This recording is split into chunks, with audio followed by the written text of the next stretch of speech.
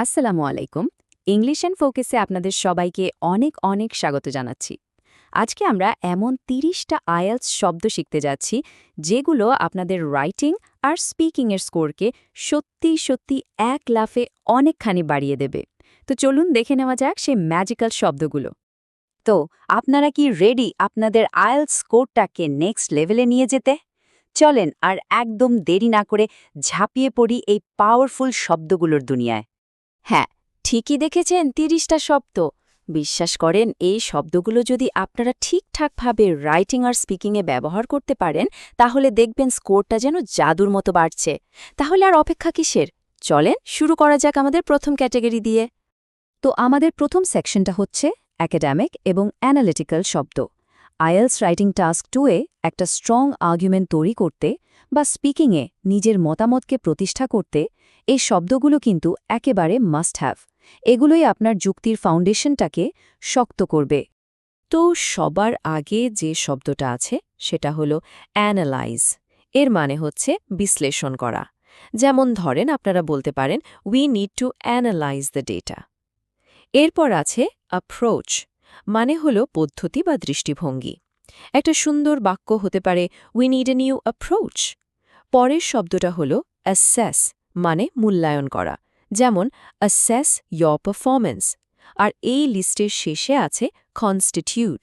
এর মানে হলো গঠন করা। যেমন women constitute half of the population. আচ্ছা, এবার যে শব্দটা দেখছি সেটা হলো ইন্টারপ্রেট, মানে হচ্ছে ব্যাখ্যা করা। ধরুন রাইটিং টাস্ক 1-এ আপনারা বলতে পারেন ইন্টারপ্রেট দিস গ্রাফ। এরপর আসছে খুবই খুবই ইম্পর্ট্যান্ট একটা শব্দ, সিগনিফিক্যান্ট, মানে হলো তাৎপর্যপূর্ণ। যেমন আ সিগনিফিক্যান্ট ডিফারেন্স। তারপর আছে সাবস্ট্যান্সিয়াল, মানে উল্লেখযোগ্য। আর সবশেষে থিওরেটিক্যাল, মানে তাত্ত্বিক। যেমন this idea is purely theoretical. Wow, next সেকশনে চলে এসেছি। এখন আমরা এমন কিছু দারুণ শব্দ শিখব যেগুলো দিয়ে যে কোনো পরিবর্তন আর তার প্রভাবকে খুব পাওয়ারফুলভাবে এক্সপ্রেস করা যায়। এগুলো ব্যবহার করলে আপনাদের লেখাটা একদম জীবন্ত হয়ে উঠবে। তো এই লিস্টের প্রথম শব্দটা হলো অ্যাডাপ্ট, মানে হচ্ছে মানিয়ে নেওয়া। যেমন we must adapt two climate change. এরপর অ্যালিভিয়েট, যার মানে হলো উপশম করা। যেমন টু অ্যালিভিয়েট পভার্টি। আর এরপর যে শব্দটা আছে এটা কিন্তু খুবই স্ট্রং একটা শব্দ, ডেট্রিমেন্টাল, মানে ক্ষতিকর। যেমন smoking is detrimental to health.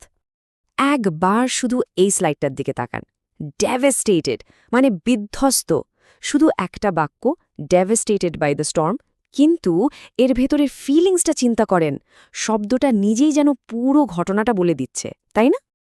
আচ্ছা, এবার আমরা কিছু শব্দ দেখব যেগুলো দিয়ে যে কোনো ট্রেন্ড বা ধারা বোঝানো যায়।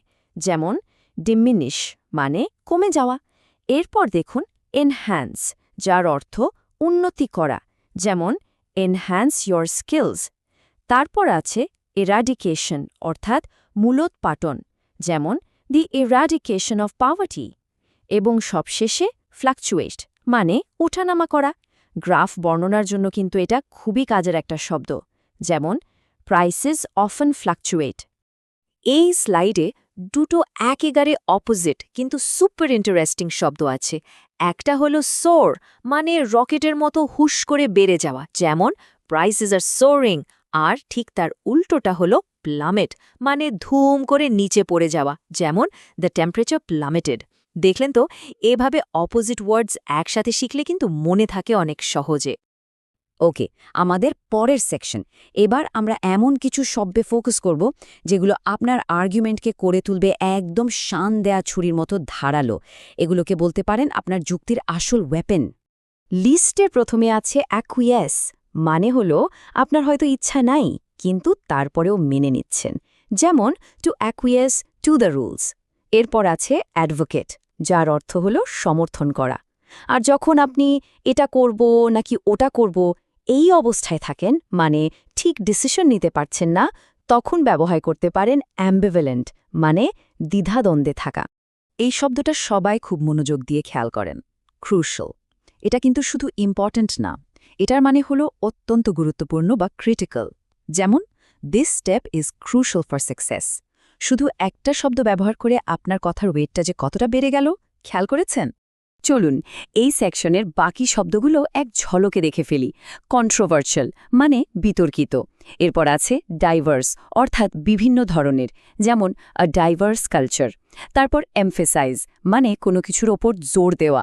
এবং শেষে আছে হাইপোথেসিস, যার অর্থ অনুমান বা ধারণা। তো আমরা একদম শেষের দিকে চলে এসেছি।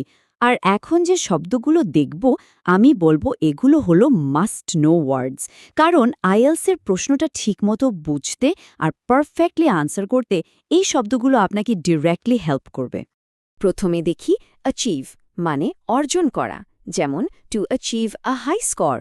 এরপর ডিভিয়েট মানে মূল পথ থেকে সরে যাওয়া, যেমন do not deviate from the topic. মনে রাখবেন এক্সামিনাররা কিন্তু এটা একদম পছন্দ করেন না। তারপর আছে ডিলিজেন্ট মানে পরিশ্রমী, ঠিক আপনাদের মতো। আর সবশেষে ইলিসিট মানে তথ্য বের করে আনা। ব্রিলিয়েন্ট! আমরা কিন্তু 30টা সুপার ইম্পর্ট্যান্ট শব্দ শিখে ফেলেছি। কিন্তু আসল কথা কি জানেন? শুধু শিখলেই হবে না, আসল খেলাটা হলো এগুলোকে ইউজ করা। তো চলেন দেখি কিভাবে এগুলোকে প্র্যাকটিসের মধ্যে আনা যায়। আপনাদের জন্য আমার 3টা সিম্পল স্টেপ আছে। স্টেপ 1, এই 30টা শব্দকে আবার একটু ঝালিয়ে নিন। স্টেপ 2, প্লিজ জাস্ট মুখস্থ করবেন না, প্রত্যেকটা শব্দের ফ্লেভারটা বোঝার চেষ্টা করুন।